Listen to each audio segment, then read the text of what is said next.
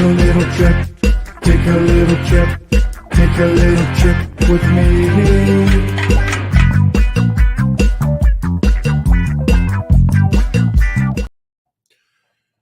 Regulations are supposed to make an industry safer, more sustainable, and more efficient. But let's be honest, sometimes it feels like these rules are just another hand in your pocket, taking without giving much in return.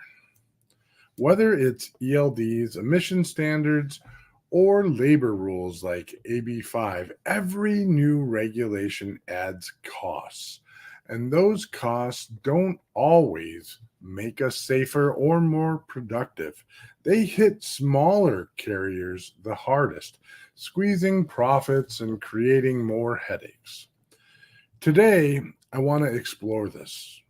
Are these policies actually helping the industry improve, or are they just a hidden tax that's quietly draining carriers' margins? And more importantly, how do we manage compliance without losing control of our businesses? Let's take a quick look at the most impactful regulations. First, there's the ELD mandate. While in some cases you can argue this is positive, and I can agree with that, it was designed to enforce hours of service rules and reduce driver fatigue. The idea is good, but in practice, it's added costs for equipment, training, and systems maintenance. Many drivers also say it reduces their flexibility on the road, forcing them to stop the clock, even when they feel fine to keep going. The next, we have emission regulations, especially the strict rules coming out of California under CARB. They aim to reduce pollution, but complying with these standards means costly truck upgrades or replacements, something that's a lot harder for small fleets running older equipment. Then there's the push to reclassify owner-operators as employees, like what they're seeing with California's AB5 law. On paper, the goal is to protect workers, but it's also forcing carriers to absorb higher payroll costs and taking away the independence many drivers value. These regulations might look good from a distance, but for those of us on the ground, the reality is the compliance often feels more like a burden than a benefit. The impact of these rules isn't the same for everyone. Large carriers can handle compliance costs better because they spread them across more trucks and higher revenues. They can afford to install ELDs across 1,000 truck fleet or upgrade engines to meet emission standards. But small carriers and owner operators, the backbone of the industry, don't necessarily have that same luxury. For a carrier running just 2 or 3 trucks, the cost of compliance can feel like a death sentence. Think about it. If a truck needs to be upgraded to meet emission rules, we're talking tens of thousands of dollars potentially. And that doesn't include the downtime while waiting for repairs, which cuts into revenue. The same goes for compliance with labor rules. Big carriers have HR departments to handle payroll and benefits for drivers, but small carriers end up taking on those costs themselves, often without being able to pass them on to their customers. The result, fewer small carriers entering the market and more consolidation amongst the larger players. In a way, regulations are creating a playing field that only the biggest companies can survive. Meanwhile, smaller carriers who offer a much needed flexibility in the market are slowly dwindling out. There's also a lot of hidden costs that comes with compliance, costs that aren't always obvious up front. First, there's fines and penalties. It's easy to rack up violations from ELD errors, emission testing failures, and minor paperwork issues.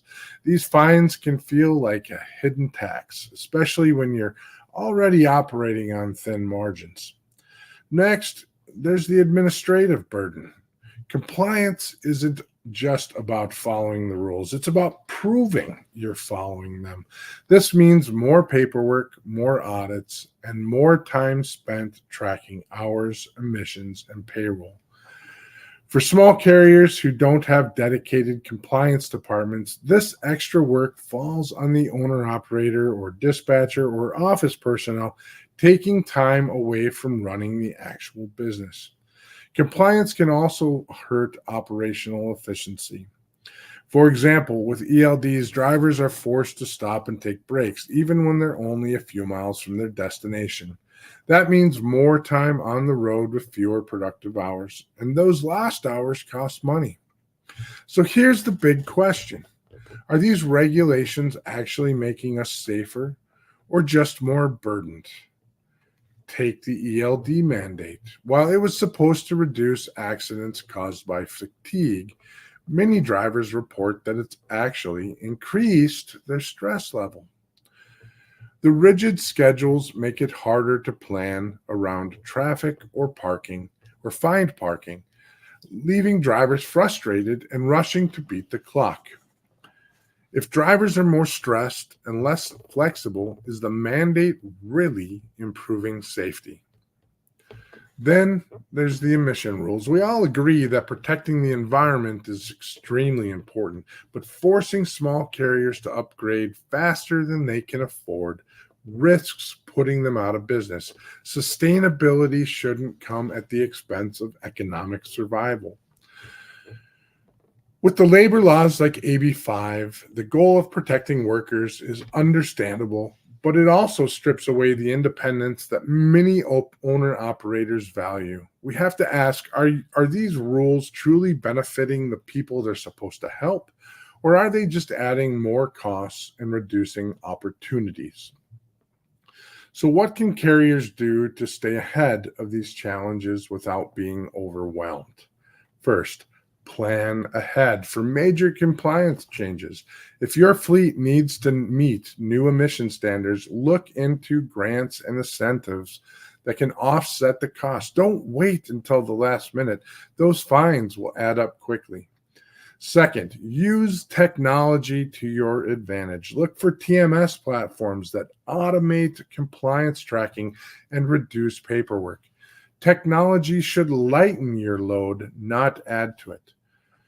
Build strong relationships with shippers and brokers.